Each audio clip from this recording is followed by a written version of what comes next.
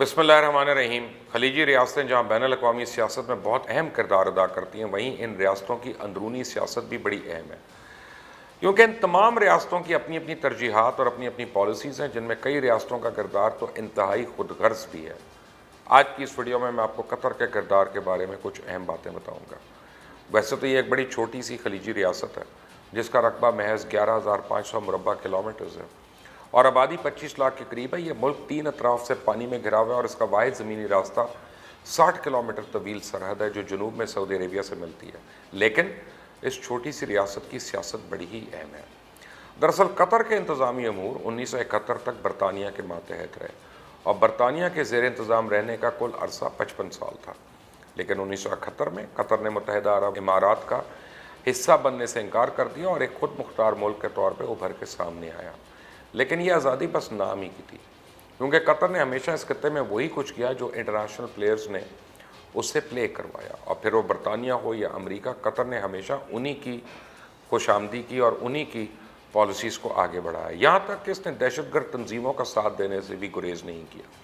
سعودی عرب سمیت 7 ممالک کے ساتھ قطر کے سفارتی تعلقات پچھلے کئی سالوں سے کشیدہ ہیں، جن کی وجہ سے پہلے ہی کئی بحرانوں میں مبتلا مشرق وسطیٰ آئے روز کسی نہ کسی تنازع میں گھرا رہتا ہے، اور قطر کیونکہ دہشت گرد گروپس کی حمایت کرتا رہا ہے، اس کی وجہ سے اس پر پابندیاں بھی لگتی رہی ہیں۔ مارچ 2014 میں سعودی عربیہ، بحرین اور متحدہ عرب امارات نے تنظیم اخوان المسلمون، جو کہ ایک دہشت گرد تنظیم ہے، اس کے ساتھ تعاون پہ قطر سے تعلقات منقطع بھی کر دیے تھے۔ اب یہ کسی سے ڈھکی چھپی بات نہیں ہے کہ قطر الاخوان المسلمون کا سب سے بڑا حمایتی بھی ہے اور ان کا فنڈ بھی ان کو دیتا ہے، اور اخوان کی اعلیٰ قیادت قطر میں ہی پناہ گزین ہے۔ قطر کا اخوان کو پناہ دینا اتنی بڑی بات نہیں ہوتی اگر اخوان المسلمین کوئی امن پسند تنظیم ہوتی، لیکن اخوان کی آئیڈیالوجی سے واقف ہر شخص یہ جانتا ہے کہ اخوان ایک تکفیری اور خارجی تنظیم ہے، جس کے نزدیک تقریباً سارے اسلامی ممالک کے سربراہان مرتد اور واجب القتل ہیں،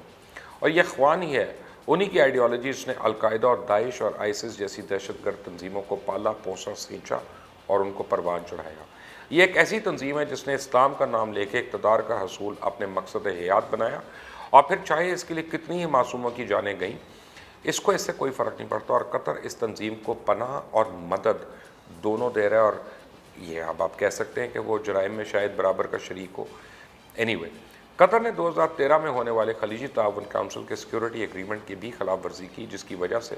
سعودی عربیہ اور اس کے اتحادی ممالک نے کئی ماہ تک قطر میں اپنے سفارت خانے بھی بند کر دیے تھے۔ دراصل سعودی عرب اور قطر کی آپس کی لڑائی اور چپکلش دوسرے خلیجی ممالک کو بھی بری طرح متاثر کر رہی ہے، اور سعودیز کا خیال ہے کہ قطر خطے میں سعودی عرب کے اہم کردار کی وجہ سے احساس کمتری میں مبتلا ہے، اور اس لیے اس کی کوشش ہے کہ خطے میں خصوصی طور پہ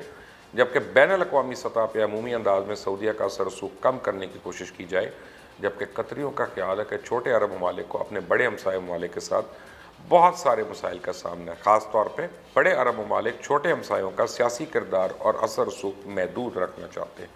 اور ان دونوں کی اس لڑائی کا اثر آس پاس کی ریاستیں اور دوسرے ممالک پہ بڑا گہرا ہوتا ہے۔ اس کی ایک اہم مثال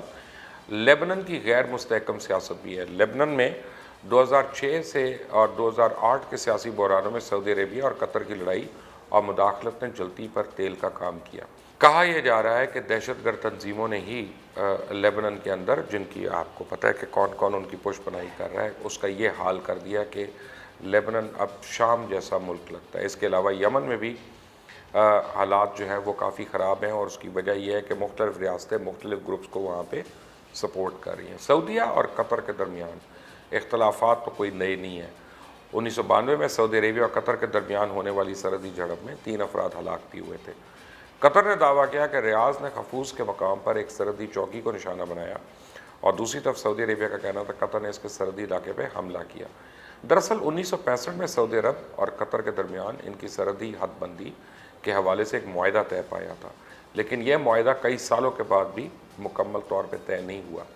اور پھر 1996 میں ایک بار پھر دونوں ممالک نے اس حوالے سے ایک معاہدے پہ دستخط کیے، جس کا مکمل نفاذ ہونے میں 1 عشرے سے زیادہ ایک عرصہ لگا۔ لیکن میرے خیال میں قطر کا خاص طور پہ امت مسلمہ اور انسانیت کے حوالے سے جو سب سے منفی کردار رہا ہے، وہ اس کا دہشت گرد اور فرقہ پرست جماعتوں کو پناہ دینے کا ہے، جن کا مقصد صرف اور صرف خطے میں بدامنی پھیلانا، اور ان جماعتوں میں اخوان المسلمون ہے، داعش ہے اور القاعدہ، یہ سب جماعتیں اس میں شامل ہیں۔ قطر نے ان جماعتوں کو نہ صرف پناہ دی بلکہ ان کی مالی معاونت بھی کی اور ان تنظیموں کی سوچ اور منصوبوں کو اپنے میڈیا کے ذریعے بھی پھیلایا۔ مئی 2017 میں امریکہ میں متحدہ عرب امارات کے سفیر یوسف العتیبیہ کی ای میل اکاؤنٹ کو ہیک کیا گیا اور یہ ای میل ہیکنگ متحدہ عرب امارات کے لیے پریشانی کا باعث تھی۔ بعد میں قطری چینل الجزیرہ اور ہف پوسٹ عربی نے ان ای میلز میں رپورٹس بنا کے نشر کی، جسے عرب ممالک میں بڑی ناپسندیدگی کی نظر سے دیکھا گیا۔ مطلب میں کہہ سکتے ہیں کہ قطر دہشت گردی کو تو فروغ دینے میں کردار دیتا رہا، ساتھ ہی دیگر ممالک کی خود مختاری کی خلاف ورزی کر کے ان کے اپنے اندر اختلاف اور انتشار پھیلانے کا بھی باعث بنا، اور اس کی وجہ سے قطر نے بین الاقوامی فرائض اور معاہدوں کی پاسداری بھی نہیں کی جو وہ کرنے کا پابند تھا۔ ان سب نظریاتی معاملات کے ساتھ ساتھ معاشی طور پہ بھی قطر کے کردار پہ سوالیہ نشانات اٹھتے ہیں۔ اپنے مالی مفاد کے لیے اور 2022 کے فٹ بال ورلڈ کپ کی میزبانی حاصل کرنے کے لیے قطر کے لیے کام کرنے والے نمائندوں نے فیفا کی ایگزیکٹو کمیٹی کے عہدیداروں کو عالمی فٹ بال کی گورننگ باڈی کے اہم میزبانی فیصلوں میں ووٹ تبدیل کرنے کے لیے رشوت دی۔ اور یہ بات میں نہیں کہہ رہا، یہ بہت دنیا کے اب میڈیا جو ہے اس کو پہلے منظر عام پہ لا چکا ہے، اور امریکہ نے بھی قطر پہ الزام لگایا کہ جھوٹے دعووں کے باوجود قطر نے فیفا ورلڈ کپ 2022 کی میزبانی غیر اخلاقی طور پہ اور فیفا کی بولی کے قواعد کے برخلاف حاصل کی۔ فیفا کے سابق صدر سی بلیٹر نے بھی دعویٰ کیا کہ اس عالمی تنظیم کی انتظامی کمیٹی کے اراکین نے قطر کو 2022 میں ہونے والی فٹ بال عالمی کپ کی میزبانی دیتے وقت اس مشورے کو نظر انداز کر دیا تھا کہ وہ عالمی کپ کی میزبانی کی صلاحیت کا حامل نہیں ہے۔ اس کے علاوہ انہوں نے اپنی کتاب میں بھی لکھا کہ میں یہ نہیں جانتا اور جاننا چاہتا بھی نہیں کہ قطر کو عالمی کپ کی میزبانی دینے اور اس کے بعد جو کچھ ہوا تھا اس میں کوئی باہمی ربط تھا یا نہیں، لیکن اتنا ضرور ہے کہ اس کے بعد قطر نے کیا کیا کہ فٹ بال کے اندر انویسٹمنٹ کرنی شروع کر دی، کہیں پہ کلب خرید رہا ہے، کہیں پہ وہ کوئی کاسمیٹکس کی کمپنی کو خرید رہا ہے، اور اس کے خیال میں وہ جو لبرل لوگ ہیں وہ اس کو اس پہ سپورٹ کریں گے، لیکن ابھی تک اس کا جو کردار ہے پورے خطے میں امن کے حوالے سے اس کے اوپر ایک بہت بڑا کویسچن مارک ہے، کیونکہ القاعدہ کے تمام لوگ آپ یاد کریں ایون اسامہ بن لادن وغیرہ ان کی انٹرویوز ان کی ٹیپس وغیرہ جو ہیں وہ الجزیرہ چلاتا رہا۔ ہم یہاں پہ میں ایز مبشر لقمان اور پاکستان کے جتنے بھی قوانین ہیں پیمرا کے تحت ہمیں اجازت نہیں دے سکتے کہ ہم کسی بھی دہشت گرد کی نہ صرف ہم اس کی بات بیان کر سکیں یا اس کو ہم کوریج کر سکیں یا اس کی پریس کانفرنس دکھا سکیں یا اس کا ہم انٹرویو چلا سکیں، چاہے وہ جتنا مرضی دشمن ہو اور ہم اس کو جتنا مرضی ہم اس کے خلاف کریں پروگرام، ہمیں اجازت نہیں ہے اس کو دکھانے کی۔ لیکن یہ تمام دنیا میں یہ قوانین ہے مور اور لیس، میں آپ کو بتاؤں بلکہ برطانیہ وغیرہ میں اور یو ایس میں تو اس سے بہت زیادہ سخت قوانین ہیں، لیکن اس کے باوجود الجزیرہ یہ کرتا رہا اور بچتا رہا کیونکہ اس کو سرکاری پوش پناہی حاصل تھی اور اس کے خاص مقاصد تھے اس کو لانے کے لیے۔ جب قطر کے امیر نے الجزیرہ کو شروع کرنے کا کہا تو سب سے پہلے انہوں نے $150 ملین اس کے لیے دیے اور پھر ہر سال اس کے لیے انہوں نے خطیر رقم دی، لیکن اس کا مقصد علاقے میں کس کو پروٹیکشن دینا تھا یہ آپ بہتر جانتے ہیں۔ مجھے اپنی رائے ضرور دیجیے گا،